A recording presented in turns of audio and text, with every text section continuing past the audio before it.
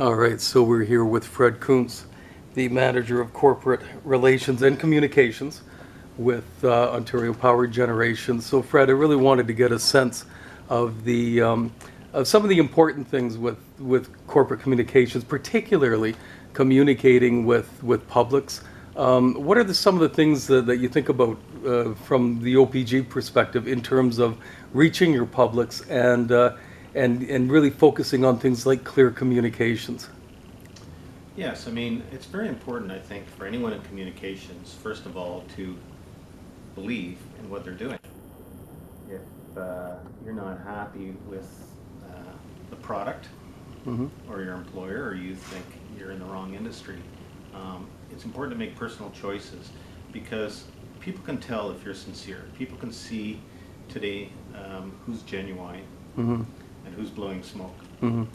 So I've always been fortunate in being able to work for causes, missions, things that I believe in, and it makes communications work very noble if you're telling a story that's true and that makes the world a better place. It's important to have a belief in your work. I think if you're in communications, if you believe in what you're doing and you know that there's a good purpose, that'll come through in your work. And if we look at things like the basics of good communications, clear writing, plain language, how does that factor into some of the things that OPG does? Well, Ontario Power Generation, as a major electricity producer in the province of Ontario, has a very good message to tell, because Ontario got out of coal in 2014 and is really producing clean energy today. Hydroelectricity, which comes from water, and nuclear energy, which comes, of course, from nuclear fission. These are methods of energy production that do not produce greenhouse gases. So the energy we produce is 99% free of smog and greenhouse gas emissions. And that's very important if Canada is going to achieve its targets on climate change. And climate change is a very serious matter. And if you care about the environment and you care about the future of humanity and the future of the planet, then it's very important to think about energy use. As a world, we still have to move away from certain kinds of energy that's hurting the environment. And all of us can look personally at how we use energy. But Ontario Power Generation has a great story to tell around this, because it's true and it's something to be proud of. And so in terms of communications and messaging, then that gives us something that we can really work with to show the public how we're helping. So when you're reaching out to your publics, how do you define them? You have stakeholders, you have politicians, media. Are there any that are more important than others, or? You know, it's not a bad exercise in communications to think about your audiences and distinguish, well, we have our shareholder, that's the Government of Ontario and Ministry of Energy. We have, and then ultimately, of course, the Government of Ontario reports to the people of Ontario. So voters, taxpayers elect the government. But also we have ratepayers, consumers of electricity, and that's an audience for us. We have the communities where our different operations are operating. There are First Nations peoples and Métis peoples who have an interest in what occurs in their traditional territory. But if you think about audiences in a two-segmented way, and you say, well, let's be really clever, and let's, tailor this message for them, and this message for our board, and this message for employees. The problem with that, in this day and age, is that everybody's publishing. Everybody, has access to social media. You can start a website today in your own home. You can get on Facebook. And if your messages are too differentiated, then the inconsistencies could appear. I think it's better in communications today, as communications are evolving, to have consistent, clear, simple messages. I'm not saying dumb it down. I'm saying be accessible and clear. And to make those messages work for every audience, because then you're consistent. If something's true, it's true for the shareholder, it's true for the board of directors, it's true for the employees, and it's true for your neighbors, and true for the public. So in some ways, it's harder for communications, but actually easier. because now you really have to have one set of key messages, and if they are working for one group, then they should work for all. Mhm. So you can keep those messages consistent. You know who your audiences are. You're not going to be tripped up anywhere. And you're going to ensure that one message is delivered in a consistent and thorough way. Yes. And so in terms of responding to concerns from your publics, how does that work? Well, we have, an obligation to the public. We have a website where we are very transparent about things we do, our emissions reports or safety reports that we report to our regulators. We put the same information on our website. And people can ask the regulators for the information, but that's an extra step. Typically, what we report to the Ministry of the Environment or the Canadian Nuclear Safety Commission, we also publish those reports on our website. So it's all there, and if people have additional inquiries, that's why you have Corporate Affairs Department. We take inquiries from the public, we answer inquiries, and often it's very individual. If some individual emails me and says, I want to know more about this initiative or that, I'll take the time, or some of my team members, people we work in communications closely together, we'll say, you answer this one, I'll answer that one. It's important to take the time to respond to people. And I noticed that, I looked on your website. It's a great website, very clear and very consistent in terms of the messaging. Great visual appeal as well. How important is social media to OPG today? Well, very important. There are so many new and emerging social media too. You've got your Instagram, your Snapchats, and so on, and it's hard to keep up with every new form of social media. But there are the basics. It's important to have a Facebook presence. It's important to have some of your videos on YouTube and Twitter. Those are the big three, of course. So social media is important. It's important to operate in those channels. The Twitter platform doesn't seem to be growing as fast today as it was initially. But if you look who's on there, it's the chatterati, right? It's the journalists, policymakers are twittering, they're tweeting to each other, and that's one way to reach that group. So people have their own followings, and there's influencers in that medium who influence people in other media. So it's important to be in all of them. And your own background, you were with the Toronto Star. You've had some very high-profile experiences as a journalist, as a communicator. How do you see the relationship between corporate communications professionals and the journalism world today? I've been on both sides of that fence. Yeah. I've been, of course, sending out the reporters, assigning reporters, been the editor-in-chief, and saying, go talk to the company. And then I've been in the company trying to provide the information. I've always, when I've been on the public relations side, advocated for openness.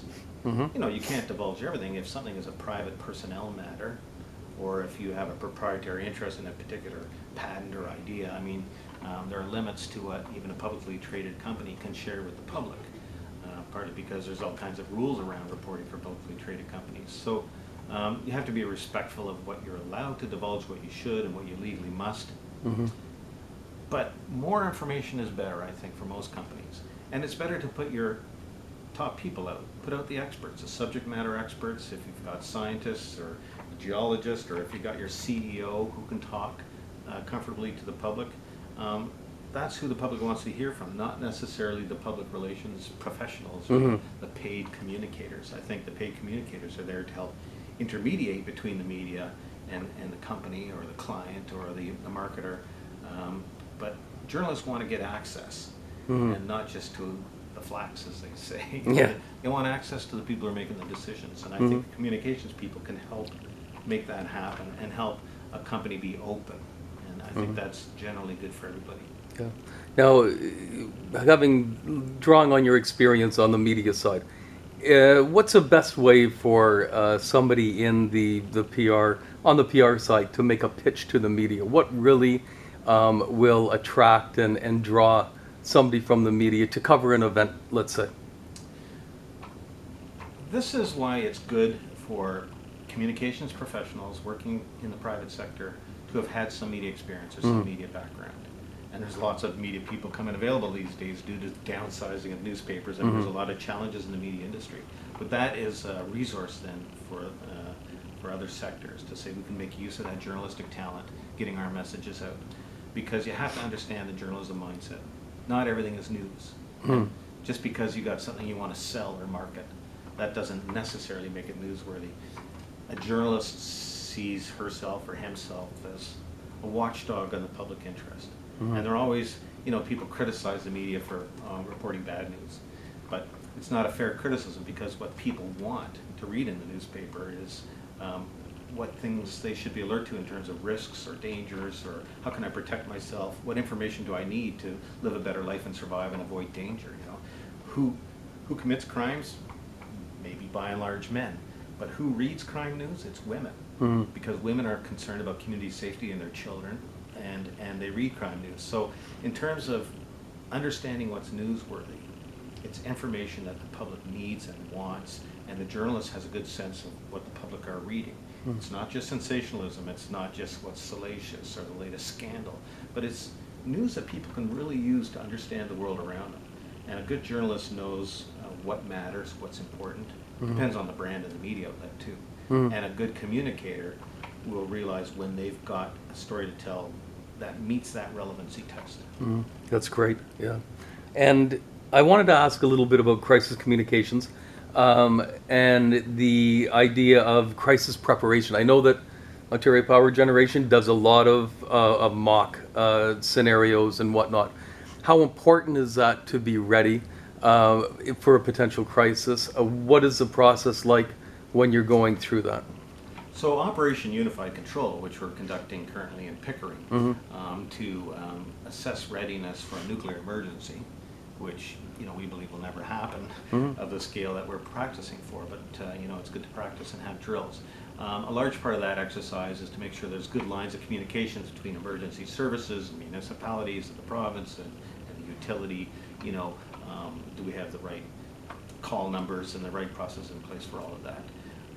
But in terms of crisis communications in preparing messages, I think you got to be cautious not to over-prepare, because you can't imagine every possible crisis. In a small company, it could be a crisis if the owner dies. If it's a sole proprietorship or a small family-owned unit, there could be an explosion or a fire or something wrong with the product. If you try and imagine every possible crisis and have messages for all of them, you're overworking for things that mostly will never happen. I think what's most important in a crisis is to be transparent, open, and clear. And you don't have all the answers right away. The crisis has just occurred. Someone's investigating. Crews are coming in. So you may not have the answers yet, but you do have the answer that we're addressing it. We're on top of it. We understand there's been an emergency. We're concerned. Our first concern is public safety, or our first concern is, the safety of the product or whatever. You can say things that are true and that don't tell you what was the cause, what happened, what was the underlying issue. You may not have all those answers yet, but you can say things that are true and reassuring. And it's important to get those messages out right away. We live in an age of instant news now. Everybody's got their Twitter and their device, and they're taking pictures and they're posting things right away. Often social media gives you the real story before the traditional media can get it all served up on the 6 o'clock news. So as a company or as a professional communicator, you can't sit on things and delay and hide in your office and wait until all the answers are clear. You got to go out right in front, right away. And so preparing for a crisis often involves preparing that mindset, not the messages and not all the answers, but preparing a culture that says we're comfortable with getting out in front right away. We're comfortable with saying we don't know all the answers yet. We're comfortable with the people we have in the positions to do that. So having a good staff with those skills, who can stay calm, who can speak clearly in full and complete sentences, and not hem and haw, and not appear evasive, but are genuine and sincere and open.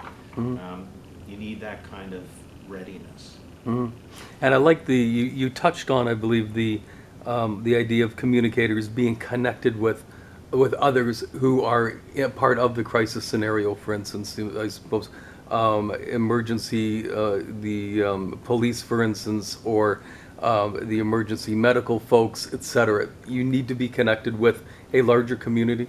Yes. Mhm. So you have to know who are the right people to contact. You need your contact list. Should be in your phone. You know, it should travel with you. You know, gone are the days of having your Rolodex back in your office. You know, we all carry around our whole world with us now. And so to have that clearly organized and have that ready, and to have the trust between organizations so that communication flows.